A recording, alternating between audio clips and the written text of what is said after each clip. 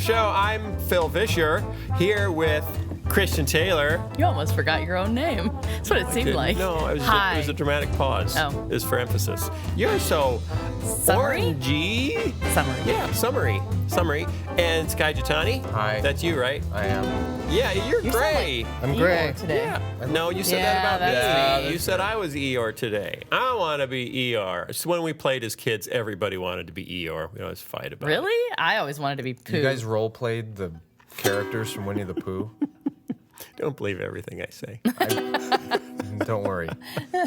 Would you rather be Kanga or Roo? Ooh, Roo. Clearly, Kanga. The mom? You want to be Yeah. the mom? Well, I don't want to be carried around by somebody. Did you always want to be the mom when you would play as kids?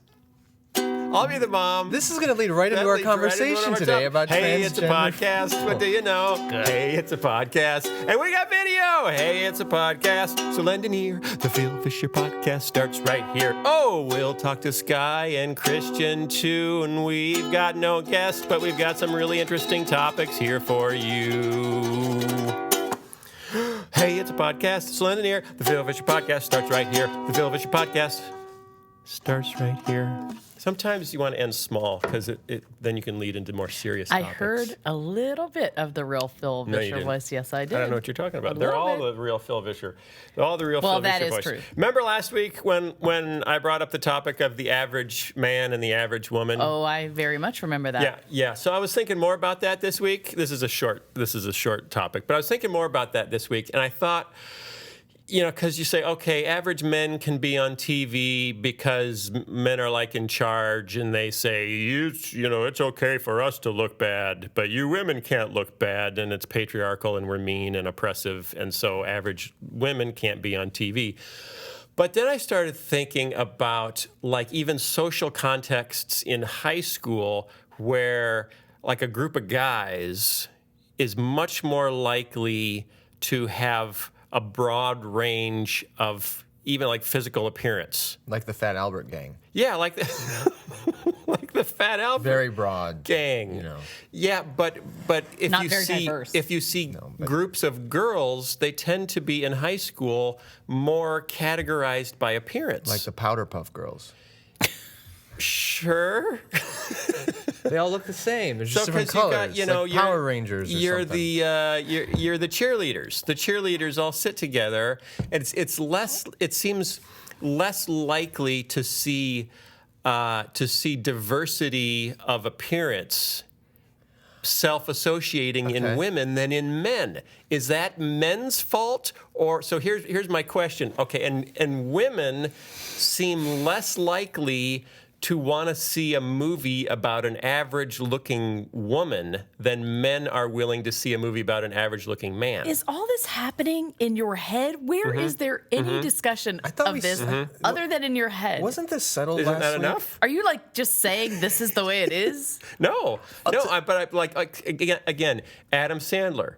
Men will go see, Adam Sandler films. won't. They'll go see Jonah Hill films, and so it seems to me because you want to relate to the lead character. So Girls will go see Melissa McCartney, or the McCarthy. show McCarthy, or the show Girls. but she's very, very. That's very new. That's very new and very recent, and there aren't a whole lot of examples of that. I'm wondering if men are more forgiving of themselves than women are of themselves. I thought we settled this last well, week. How the did we- answer to that is absolutely true. Yeah, you think so? Absolutely. One thing my wife pointed out, we were at the mall one day, and she just pointed out that whenever you see these packs of teenage girls roving the mall, Yeah. they all dress exactly the same. That is true. So Yeah. there's a really interesting. So there's just more inherent but I see that insecurity in boys as well. I mean, I look at my son, Yeah. and every single time we're out in public somewhere, we can tell kids that play lacrosse, even if they're not on the lacrosse field, by the way they dress, Really? wear their hair. Is it because they have broken limbs? No, it's They not. have a big, giant stick in there's their just back pocket. something about the kids they're around. You begin to dress and look and talk Sure. and walk, And that's human like nature. that. It is human nature. So it seems, and I've also I noticed, noticed that in certain groups of evangelical pastors. I agree with that as well. men seem to be more comfortable with letting themselves go. So like in the gym, you don't see very many guys my age working out in the gym. you see high school guys that have a point. I don't know what gym you go to, Well, but it's at my because gym, they're still in the there's market. guys your age.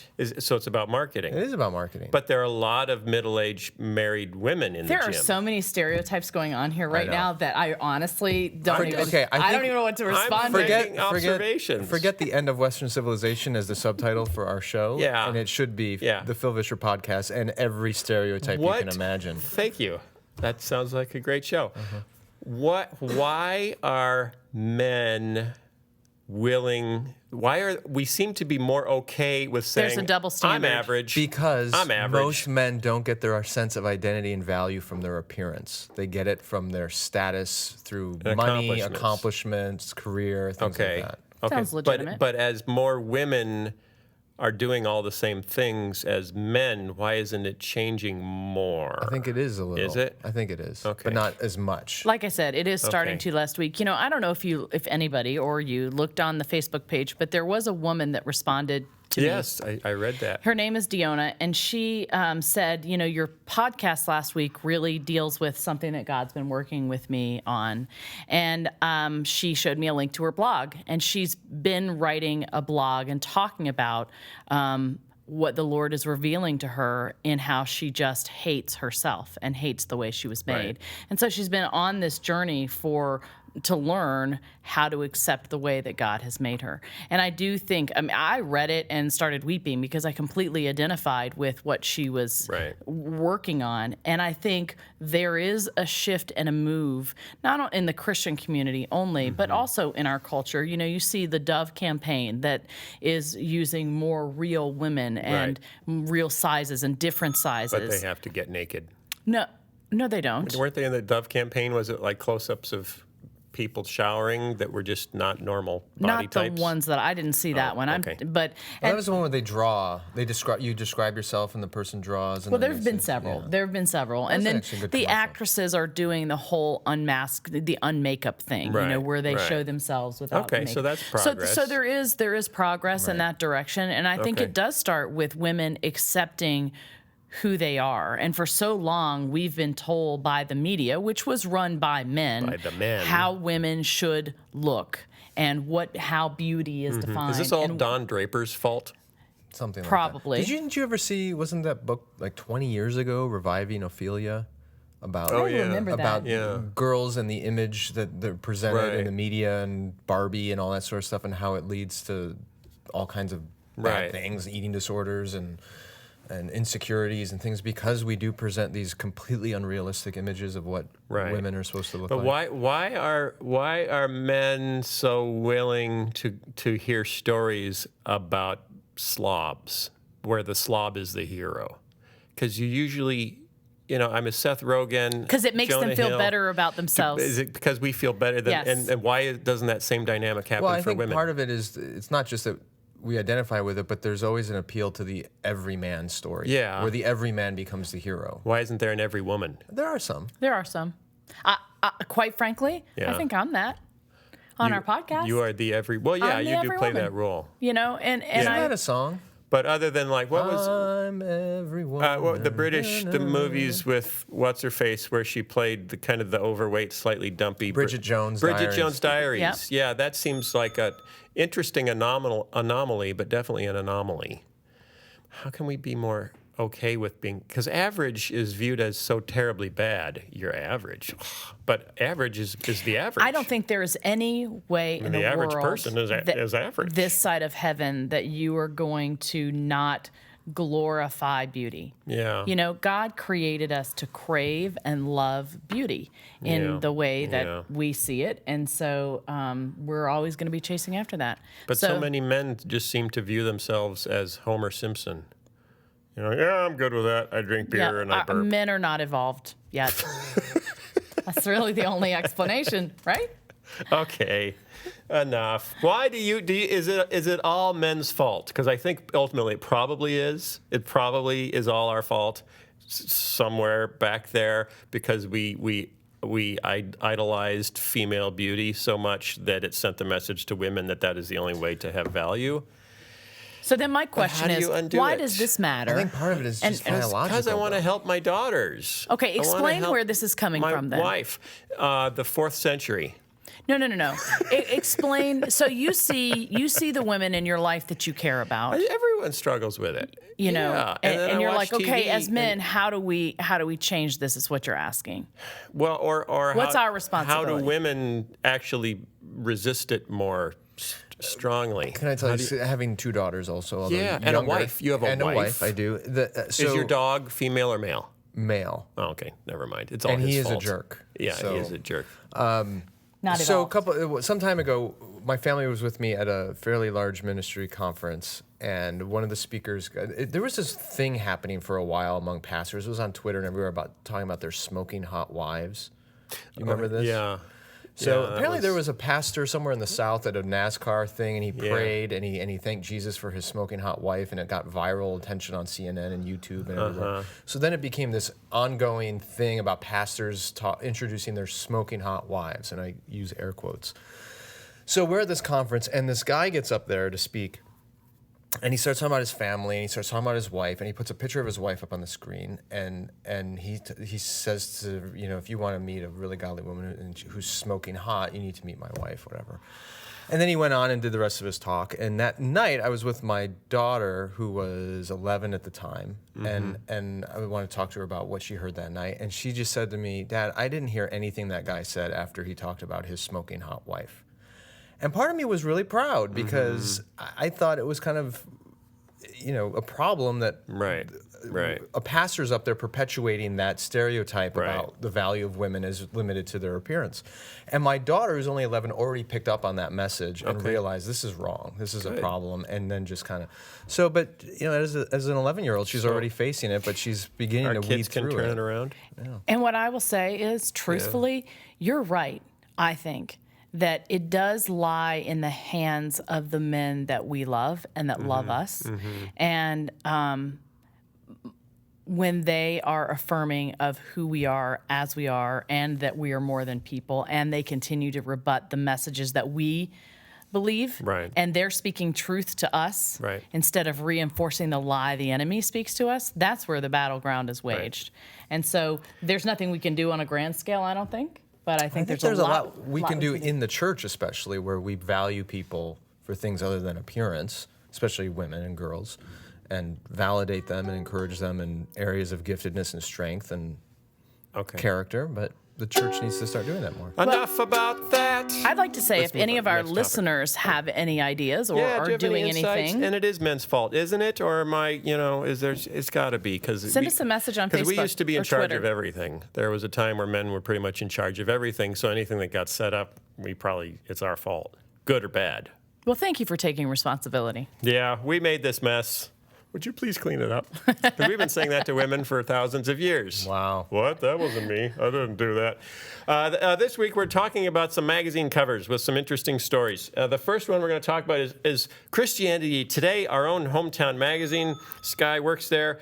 The cover this month is, I'll hold it up if you're watching, The Case for an Alcohol-Free Life. And the picture is a martini glass filled with milk and a little kid's straw. It could be a White Russian.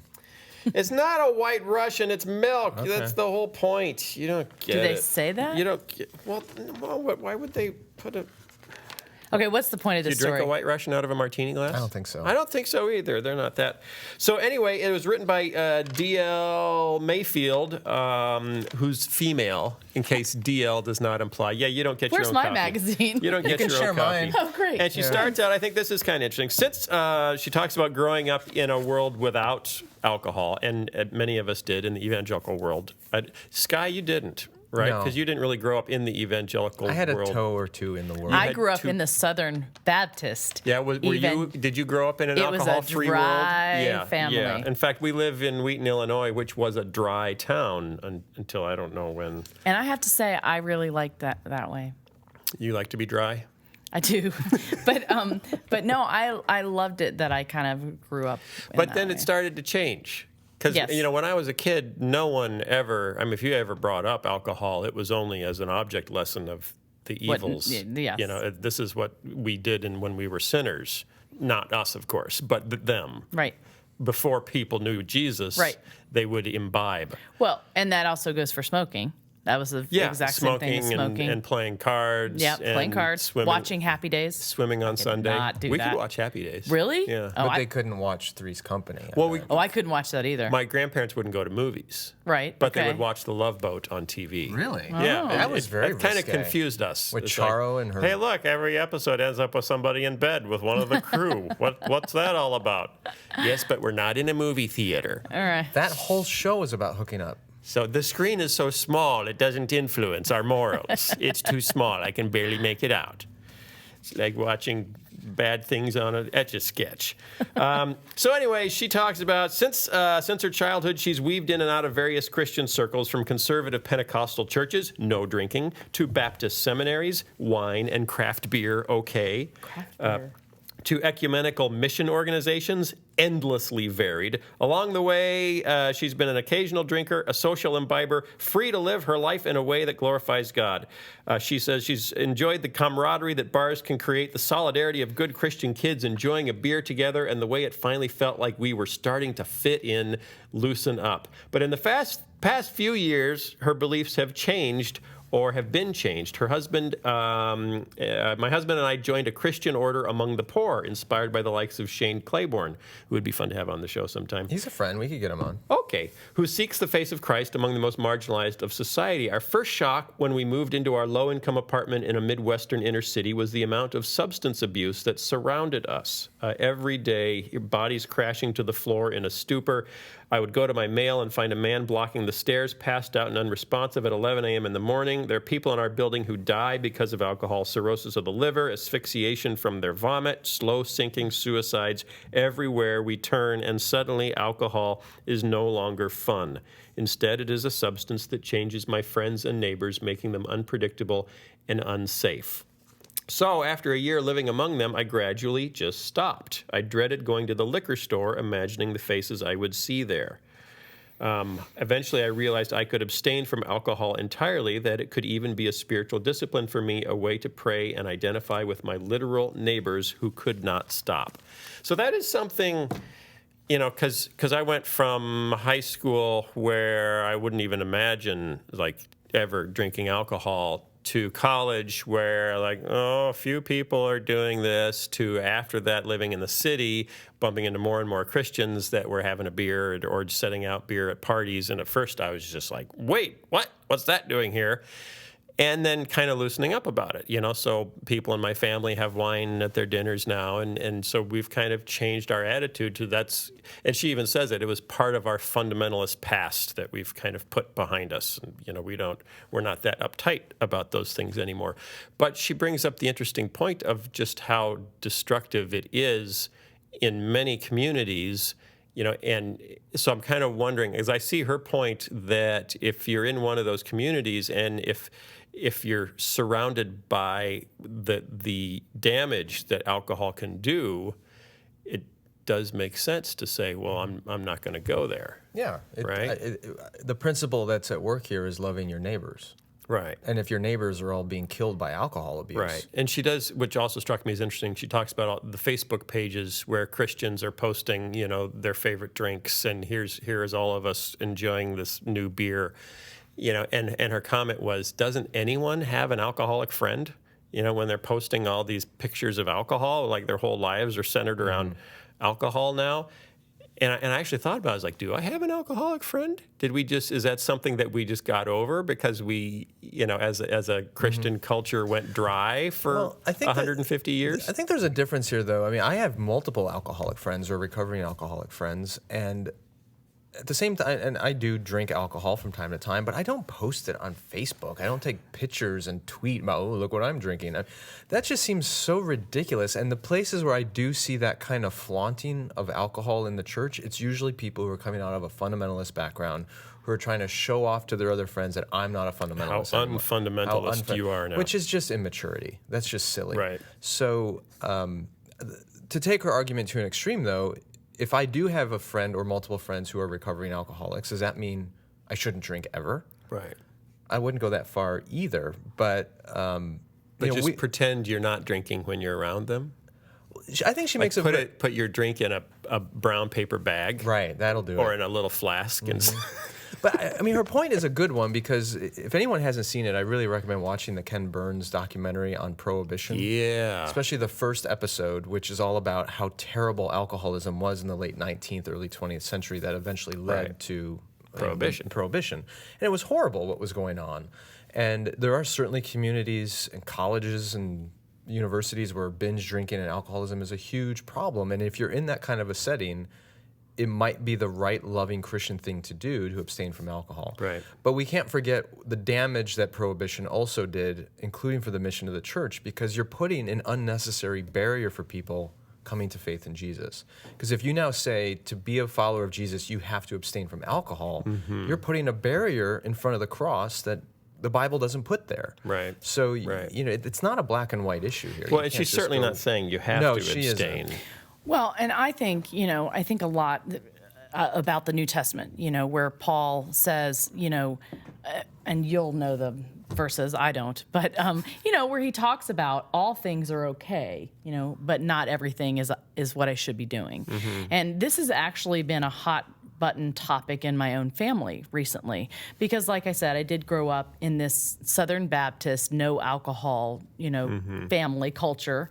And personally, I don't like the taste of alcohol, but as I've sort of been in society, I have tried wine or tried beer and tried to fit in, because I didn't have this moral obligation against it. But there are people in my family that enjoy the taste of wine and want to have wine with dinner and want to have that regularly. But I did see recently a thing on TV, maybe it was NBC, where they hosted a party and they invited everyone to come for free alcohol.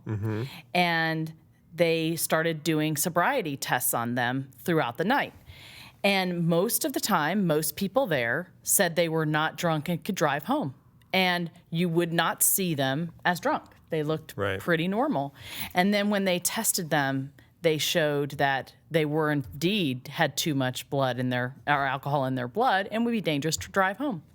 And so we're not good judges of ourselves. That's why we need self-driving cars from Google. Yeah. I don't think we're good judges of ourselves, and I do think that, my question is, why do we need it? Why do we feel like this is something I want to do? Well, because it's something, it's one of something we consider one of the joys of life that we shut ourselves off from for like 150 years. And now people are saying, why did I shut myself off from that? But why is it so joyous?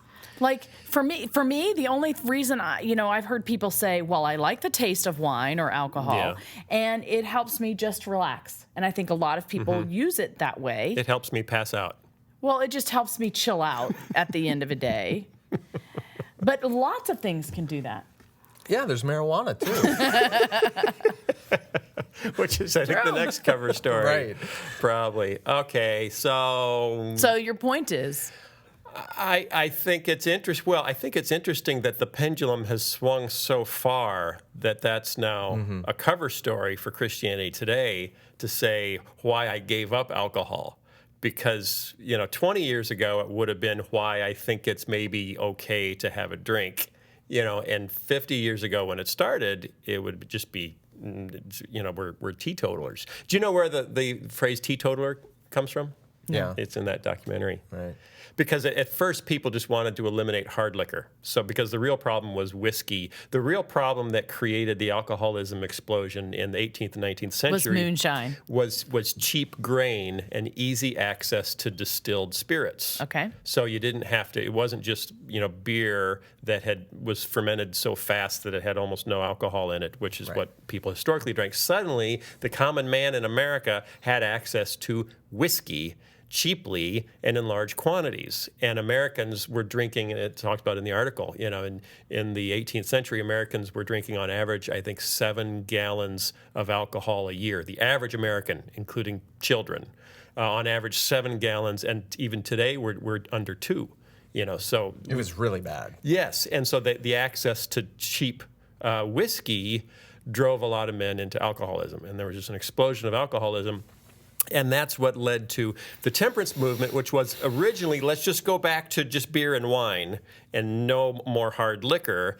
But as that started to get some momentum, other people said, I think we need to go further. Let's total abstinence.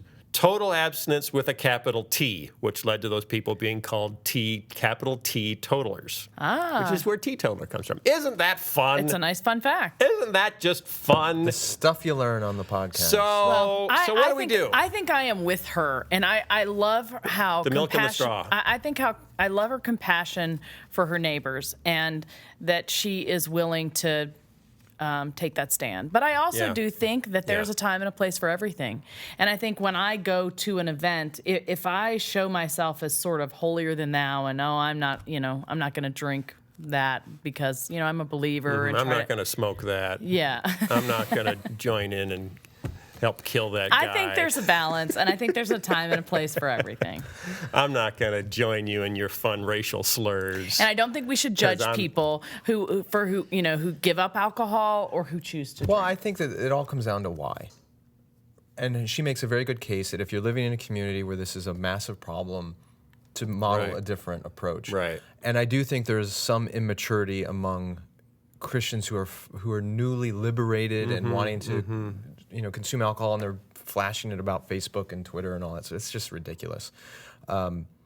It's about maturity. It's about moderation. It's about doing what's loving for your neighbors and not. Right. But to come down and make rules about this is not helping anyone. Okay, so no rules. Is that our No is that our rules. new No rule? rules. Well, the rules should be Is love. that our new rule? The rule is love. The rule is All love. we need I is love a love. good beer.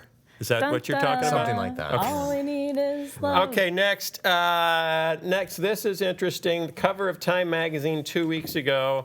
I don't know if you saw it. It is a college banner with the word rape on it. That was the cover. I think they're trying to sell magazines with images that are kind of arresting. So, and the story, if you didn't read it, basically in the subtitle is The Crisis in Higher Education. The college town of Missoula, Montana saw at least 80 reported rapes over 3 years, earning it the name America's Rape Capital. But the nickname has it wrong. Missoula isn't special. It is fairly average. The truth is, for young women, America's campuses are dangerous places. Which actually relates to our previous story about alcohol. I know. See, I'm connecting things. Yes. And the one before that about the average woman. Right. Maybe. It's all there. See, this is a theme. I don't know what theme it is, but it's a theme. The truth is, for young women, particularly those who are 18 or 19 years old, just beginning their college experience, America's campuses are hazardous places. Recent research shows that 1 in 5 women is the victim of an attempted or completed sexual assault during college. Joe Biden, do you know who he is? He's the vice president. Can I phone a friend? He's the vice president. He's the vice president. What a friend. I haven't heard about that in a long time. On the German version of Who Wants to Be a Millionaire, I heard this. Last week, someone attempted to phone Angela Merkel as their phone I think friend. they did, right? And she didn't know the answer or something? Oh, did she pick up? I didn't know if she picked up. Well, Who's she didn't, the NSA Angela probably. Merkel? Angela. Who's Angela Merkel? She's the premier of Germany. It's like phoning Obama as your phone a friend. Oh, okay. To try to get help. It's like the way a New Yorker talks about being a fisherman. I'm an Angela. Joe. Where did that come from? I don't know. Joe Biden, vice president of these United States of America, said if you knew your son had a 20% chance of being held up at gunpoint, you'd think twice before dropping your kid off at college. Well, my goodness, you drop a daughter off, it's 1 in 5 she could be raped or physically abused. It's just outrageous. And more than half the assaults reported meet the strict definition of rape, and nearly 3/4 of those victims were incapacitated, underscoring the role of alcohol in campus assaults. Here's the point I wanted to make. Lay it on It us. is weird to think about, we're supposedly, our culture is becoming so much more refined and progressive. Who and says? people that are pushing, I don't see that. people that are pushing against, I think, the notion of outdated traditional values. Would say because they oppress women. Traditional Christianity, traditional religion oppresses women, oppresses minorities, oppresses everyone. Everything is terrible. Now we're becoming enlightened, and 20% of girls in college are assaulted sexually. Mm-hmm. Do you know where they're not assaulted in college? Do you know where they're not? What do you mean where they're not? They're not. Church. Christian colleges. Christian colleges. We live right next to a college. Have you ever heard of a sexual assault at Wheaton? Only when they walk on the prairie I'm path. not saying that's never happened, but Well, these tend to be dry campuses too. yeah, there's a point to that. Yeah. So here's the irony. Here's the irony that I find someone needs to make a bigger point of this. Here you are. Go for it. Okay, if only someone had a podcast and they could make this point to a microphone. Because they're talking about I shouldn't. These are moms saying I shouldn't have to send my daughter to college with a whistle and a can of mace, which in many cases you now have to do. Mm-hmm. Send them to a Christian college. If it's send them to Liberty, send them to Wheaton, send them to Westmont. Well, that doesn't work if they don't have a Christian worldview. Well, see, but the funny thing is that those colleges are mocked routinely. Why? Because they make kids sign a commitment that they won't drink, that you're not going to party here, you're not going to do drugs, you're not going to have sex. And so the world says, well, that's so repressive, you got to get rid of those, you got to stop all that repression, and look what happens when you do. And this is part of, and I complained about this before, and I'm going to complain about it again, by golly, because it's my show and I can complain. You need to do it in the grumpy old man voice. Hi, why is it that when I was in college, I could assault anyone I wanted? Nobody cared. It was all men's school. A little different. Oh, We didn't let women into the school. not going down that road. So the only We're just people not you gonna could do it. assault were other. Well, Gonna go on down that road. Here we We're go. just Animals. not gonna do it. We're changing the subject. Yes, yeah. What was I saying? Oh, the mixed messages that we send, particularly to boys, the mixed messages that we send, that sex is meaningless, it's like, it's no more meaningful than playing ping pong. It's just something that you do. You've seen the ads about ping pong relating it to... I really have not. No. It's that it's basically an activity, and it's part of the high school experience or the college experience. Well, that tends to be true. Yeah, but we celebrate it. I mean, look at movies. The way movies... it's the roll the eyes. Well, that's what students do. Yeah, boys It's will be college, it's a boys, fraternity, and blah blah blah. And you gotta have some fun when you go to college. And then they have too much fun, and it's like, oh, you're monsters. You are monsters. Don't you have any values? How could you? She was drunk. How could you? It's like, what? It happened all. I think I'm the only one. You went to a secular university. No, you went to a Catholic school, didn't you? I'm the only one. Which, by the way, Yeah. They don't assault anybody. which, by the way, when you get a bunch of kids that went to Catholic school now in a college, I thought, I'm going to a Christian school. It was the most unbelievable party school I could have ever gone to, I Really? think. Oh my gosh, it was awful. They didn't have policies against that? No. So I remember vividly when I was in college. Jay, my friend Jay. Jay. Yes. Yeah. Yeah. Anyway, Jay and I were roommates together for a couple of years, and we would most Sundays go to church. And so we'd be walking across campus on Sunday morning, heading to church, and you go past... Did you know Jay before you went? Yeah, we were friends. Oh, okay. Our mothers were friends before we were even born. Wow. That's how far back we go. Jay Patel? Yeah. Okay. Yeah. Okay. I know who that is. So, financial advisor here in Wheaton, if anyone's looking for, help. Ding. So you went to church together. We would walk across campus church, and you go Two past... ambiguously ethnic boys walking to church together. Yes, this was well before 9/11, so we didn't... So you were safe. Right. You were able I'm to just actually saying arrive. it's cute. It's adorable. It's cute. Yeah. Did anyone say, look at the natives going to church? Why do we have to digress? Again. Go back. Racial Finish your story. stereotypes. Right. Go finish your story. So we'd What walk was a past simpler all the time? fraternities, because it's, these fraternities are...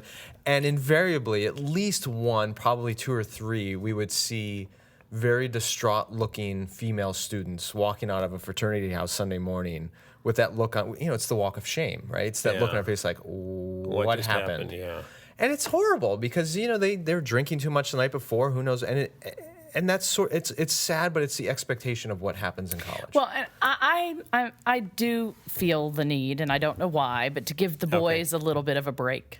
Yeah. Well, I've been saying we've been sending them mixed messages for the last 30 years. So Right. no wonder they're but confused. I honestly feel like young women get a pass in this conversation, and I don't feel like they necessarily should. Boy, I do think I'm there glad are. I'm not the one saying that. Yeah, I can't go there. I'm a guy. Well, I do think there are absolutely times where girls are assaulted through no fault of their own whatsoever, and that is an enormous problem. But I've worked with high school and college-age girls for a long time, and I've had to have very real conversations with them about how they dress affects young men, how they walk, how they touch a guy, but it's how not they supposed to. Yeah, isn't that the message that's coming out now? Is women, girls should be able to be Express whatever they themselves. want to be, Right, and they right. shouldn't have to be responsible. Which is why for the how women boys. demonstrate in Central Park every year by going topless on Right. one day There should to be- protest that you're not supposed to be topless. And I have a problem with this because that's the assumption of there is this bubble around women that they can do whatever they want Right. and wear whatever they want and act however they want.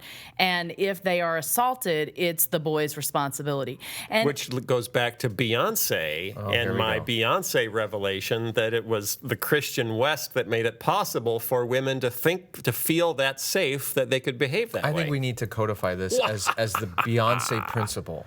It's Yeah. the Beyonce But Beyonce can I finish dynamic. my thought? Yeah, you can. Okay, so I do agree that men must practice restraint, and that is their responsibility. Yeah. And I believe as the stronger sex, they need to be held to that standard.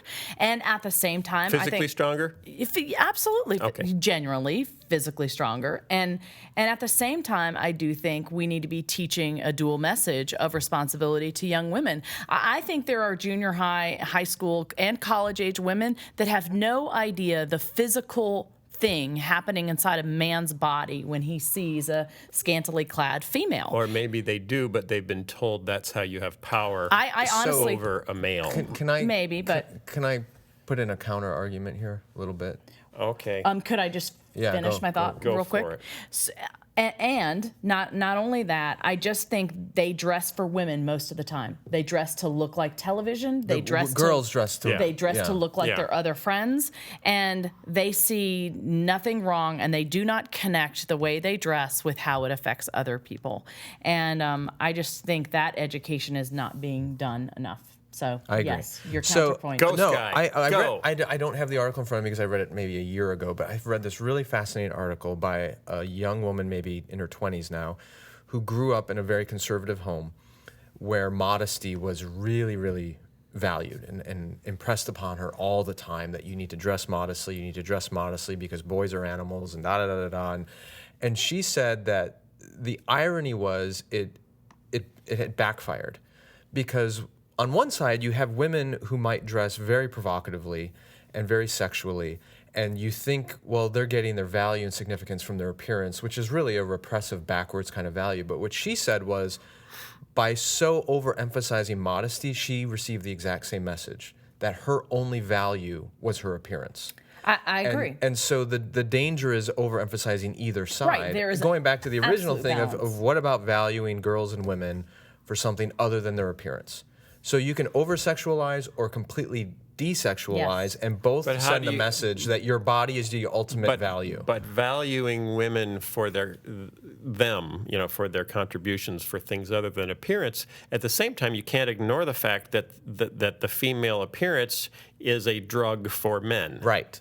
But if you By overemphasize the that, design of God and/or evolution. right? So you don't want to be naive and just ignore it either. But Okay. again, there's a pendulum that swings, and we can go so far on the modesty side. Can't we that always assume say the same that thing. we're never in the middle, that we're always swung to one side or the other? I just think it keeps swinging back and forth Right. in all of the issues that we discuss. So to me, this is something to be said. This is an argument to be made for Christian education and Christian culture, in that, you know what, the same problems that are popping up that are rampant in a secularizing West, the pockets where you don't see it as much are the pockets that are holding to traditional Christian teaching. Well, not just Christian teaching. It's true of Muslim teaching. It's true of Mormon teaching. It's true of Yeah. all kinds of traditional value cultures. Yeah, I don't know how many Muslim colleges are there in the U.S. Well, but there are Muslim communities where modesty and non-alcoholism and all that is right, but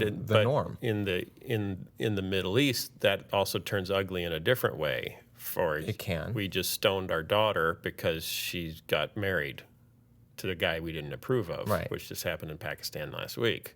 Right. So, But their women aren't walking around scantily clad. no, but they're walking around Yeah, in burqas. obviously. But my point is, you can't make this an argument just pro-Christian when it can apply to. It's his many churches. podcast. He can do whatever he wants. Apparently, he can.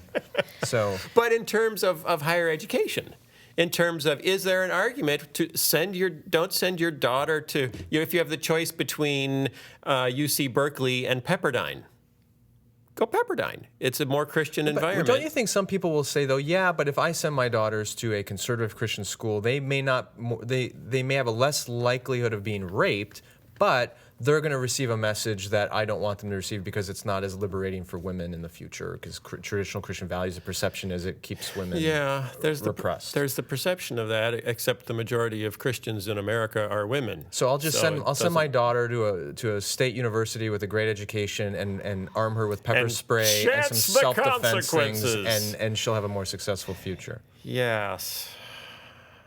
I guess. It's all about choices. It is. It's all about choices. I think that's an argument to be made for all the people that have been making fun of Christian colleges and their covenants. That actually that women are more respected on Christian campuses than on secular campuses. I think there's a case there, but I think sure is. I talked to a couple different leaders in Christian colleges and universities in the last year because I've been around the country a little bit. And one of the things that they've said to me, which I thought was interesting, is how many parents they talk to who opt to send their kids to a Christian college simply because they're looking for safety. Yeah. Because they think, well, here my kid will be safe. They'll be guarded from Right. the world. And that, again, it can backfire. Right. Because it's usually ideological safety. Right. It's usually not physical safety. Well, there is a sexual be both. component to it too. Like, Yeah. what happens, for example, when you send your kid to a Christian college, and then 6 months into the first year, it turns out that their roommate is gay, and you thought, I was sending my student here so that they would never have to encounter these kinds of Well, dilemmas. that's different. Why? Are they being assaulted by their roommate? No, but this is a scenario that came up. I was talking to that's protectionism. I was talking to a leader at one of these Yeah. universities. They said this scenario occurred, and the parent of the straight student's response was, well, when are you going to kick that student out, the gay student? Because I don't want my son having to live in a room with a gay student. And the college administrator said, well, we're not going to kick the person out because it's not wrong to be gay. And the student here, you just, like any other student, you can't engage in sexual activity. Right. And that wasn't good enough for this parent who wanted their child completely isolated and Well, protected. I'm sure they from could find a the school realities that of the world. would fit. But that's what I that mean, is if bill. you take the value of safety too far, well, here my child won't be assaulted, here my How child about won't the encounter value of alcohol. respect? How about That's the value different, of though. respecting our students? Have you heard what's going on at Trinity Western University in Canada? Here we go. So we're switching gears now. Yeah, we are. Do I have to play a chord on my ukulele? Yes, that was a little. That was a little quick pivot This that is I wasn't only a ready for. slight switch. A slight switch. Because we're still talking about college. We're still talking about colleges and Christian colleges. Trinity Western University is a Christian college, one of the larger ones in Western Canada, and they are attempting to be the first Christian college in Canada to have a law school. No Christian college in Canada has a law school. So they've started a program, or developed a program, and they've applied for accreditation. And the Ontario Law Society has refused to accredit their law school because of the covenant students have to sign, saying that the only biblically allowable sexuality is between a man and a woman in marriage. And the Ontario Law Society says that's discriminatory against homosexuals, and lawyers should not have any sort of connection to discriminatory practices. So right now, as it stands, if they start a law school, the lawyers they graduate cannot practice law in Ontario and also Nova Scotia. They probably shouldn't start a law school then. That's my recommendation. I don't think that's the point. Do lawyers I'm just advising that. do lawyers in Canada who have conservative religious views on sexuality, can they get licensed? They can get licensed if they go to a law school That's that's accredited. But their personal views and don't- keep their mouth shut. Oh, I see. I guess. And that's kind of, I heard the story covered on NPR on one of the Canadian shows that shows up on public Is radio. that Q? Yes, it was Yeah, on yeah. Q with Gian Gomeshi. Yes, I love his name. Hello, this is Gian Gomeshi. He's got a great voice. He talks like this. I'm Gian Gomeshi. Why on Fox News people have names like Shep? And on NPR people have names like Gian Gomeshi. Why is that? Bob. If there's someone's named Bob, they're on Fox News. Right. If their name is, Barana Fatotoya, they're on NPR. Like BBC, the newscasters on BBC Well, radio. they're all Indians. When did that happen? Like on NPR, there's Lakshmi Singh. Yeah, I know. But I mean, she's got Wait, say that again? Lakshmi Singh. But she's got a completely American accent, I know. like me. Her She's name, just- did they call her Lax for short? No. Oh. It's Lakshmi. So anyway, Lakshmi? There's another so why one. is Like that? Schmiegel? How did Yeah, you're right. Lakshmi. Lakshmi. Schmiegel? Yeah. Hey, I could give you some Indian names that are a lot no, worse than that's okay. Lakshmi. So Gian Gomeshi. Hello, this is Q with Gian Gomeshi. Well, Gian is that's an That's Italian. like Jean, right? Like Jean. It's like, well, yeah, but it's the Italian. I don't know what it is. I think Gian. people are just, there's like a random name maker-upper at NPR headquarters, and you come in, hi, I'm Stuart. Like, no, you're not. Not anymore. And they push a button. And they give an ambiguously yes, ethnic name. Maurice Le Rototoin. Okay, I still talk like I'm from Chattanooga. Do you think they have the same That's system okay. at Fox where they change your name to make you sound more like a red state? Yeah, Wolf. That's CNN. That's CNN. Okay, you're Wolf Blitzer. Shep. Okay, which reindeer is that? What were we talking about? Gian Gomeshi. So he got into this. So he had a representative from the college, Trinity Western University, and he had a representative from the Ontario Lawyers Club. They ride horses, I think, and wear big hats. Yeah, what does law really look like in Canada? Don't they just like burn pine cones and cut up entrails of beavers or something to determine who's guilty? Ah, yes. It was a simpler time. Every conflict could be solved with a sacrificed beaver. So they had him on, and they actually debated each other. And what kind of surprised me was that for the guy from the law board, the Ontario's Law Society, it was like he was talking to someone from the KKK. It was so offensive that this school, had a policy against homosexuality in practice, not in, you could be orientation. same-sex attracted and attend the school, but you couldn't express your sexuality and you couldn't be intimate. It was the only allowable intimate sexuality is between a man and a woman who are married. And that was so offensive to him that it was literally like you saying, how could we let, the KKK train lawyers that would then practice law in Canada? And it was a little bit shocking just how culture is coming to view partly the homosexuality issue because it's become a civil rights issue. Right. Well, a lot of people don't realize how far progressive Canada is. Yeah. It's way Even in the beyond where West? the United States. Yeah. Even in mountain country, in Banff. Yeah. Banff. It's a very. That's very a name for a progressive. Fox News. Banff? This is Banff, Lewis. Let me tell you what Obama did. Banff. Bam. Yeah, me and Shep. Do you know what this reminds me of? What you mean is there's no one on Fox News who can have more than a single syllable name. Preferably not. Yeah. What were we talking about? Gian Gomeshi. Doesn't my name sound delicious? What's your point? It does Can sound you- like his sister would be tiramisu. What's my point? Yes. Okay, I actually wanted to get my brother on the line to talk about this because what do they do? If you want, I told you already. I've solved this in the you don't have a law school. You Second, want them don't to have a law You want school. them to Simple. capitulate and say we are not going to be Okay, part you know of what? training. It's the government. Christian it's the government lawyers. that says. No, it's not. It's Well, accreditation. It's the Ontario Law Society. Okay, well, Yeah, this not is the what they've government. said. It's their job to accreditate or not, and Yeah. this is their rule, and so they either follow it or they don't. It's pretty simple. Well, they fight it. I think you can fight it in court. You could countersue. You can spend money. Are there any other, perhaps non-Christian but religiously conservative universities in Canada that have law schools?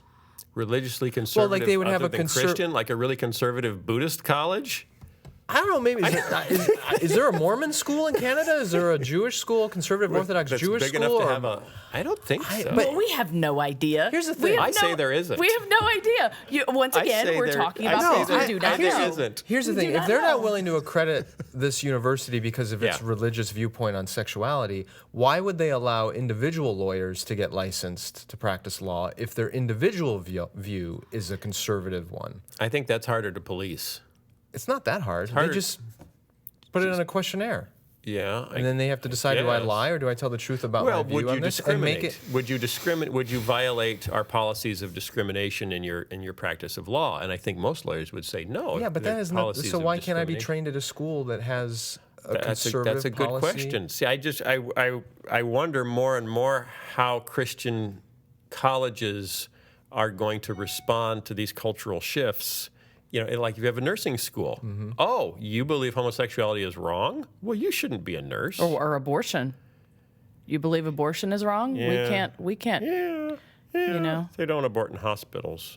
Well, I guess some they do. Yeah, some do. Well, So how? is your fear here, or your bigger question, is this going to happen in America? Are we going to need to be? Is this down the road for us? Yeah. I mean, we definitely value religious freedom more than most countries, although Canada has such a rich Protestant tradition, you know, and sends missionaries and has most of the Protestant denominations in the U.S. also exist in Canada. So it's a little frightening to see how swiftly, again, and I think I mentioned this before, how swiftly we've gone from Christianity is beneficial to society to Christianity is harmful to society. You know, and then when you look at what's going on college campuses, it's like, really? Are you sure you want to take the position that Christianity has been on the whole harmful? They're I throwing just the think baby we're- out with the bathwater. I think we're going a little bit the crazy. baby Jesus Yeah, argument. we're And throwing the the baby. values in Canada are kind of like, they're like ticks that are hanging above the United States, and they're just ready to drop down on us and implant themselves. You only in their came up values. with that analogy because That a is- tick dropped on me before I walked in Yeah, here. it's And we were Such a discussing that. timely reference. Phil keeps talking about his ticks. Yeah, did I show you my tick scar? Is it a No, bullseye? you wouldn't. No, it's not a bullseye, so I don't think I have Lyme disease. As far as I can tell. So you won't have to go All back right. to the emergency room anytime soon. We had- Everyone we had can one celebrate. more story to cover, but I guess we'll save it next time. It's last week's cover of Time magazine, the transgender tipping point. What do you do when a transgender tips over? I don't know. What? Do you help them up? But it depends which I way would they help them tip. up. I would help them up. All right, what should I sing about? Not that cover, please. I think you should do something on. Not that one. I think you should sing your wrap up song as if you're drunk. Oh, I We'll can't go with do that it. one. We'll go with the alcohol thing. Oh, which one of my like characters? Pink Elephants on Parade from Dumbo. Oh, that was so great Yeah. and so offensive. That was so confusing. Yeah. What's going on, Mommy? Why is the mouse hallucinating after falling into a bucket? And the other thing is, drinking doesn't cause hallucination. It causes lots of other things, but not hallucination. Well, what's DDTs? What are DDTs? You get. They say you get. He's got the DDTs. It's like a I don't know what that is. shakes. What the heck are you talking about? Never mind. Isn't that the bug spray? Oh yeah, that may be. No, that was DDT. There's something else. That's the There's commercial something name. else. Okay. Oh, when I was a kid, we couldn't drink. Even if you thought it was okay, because the Bible said don't get drunk with wine. And we said, well, that sounds absolutely fine, because our Protestant heritage says any alcohol leads to sin. And that's not where you want to be in. But now we're all drinking, except DL Marfield, who's a-thinking we should reconsider our position on alcohol. It's something to give up, and it really is kind of small when you consider that we really can drink water.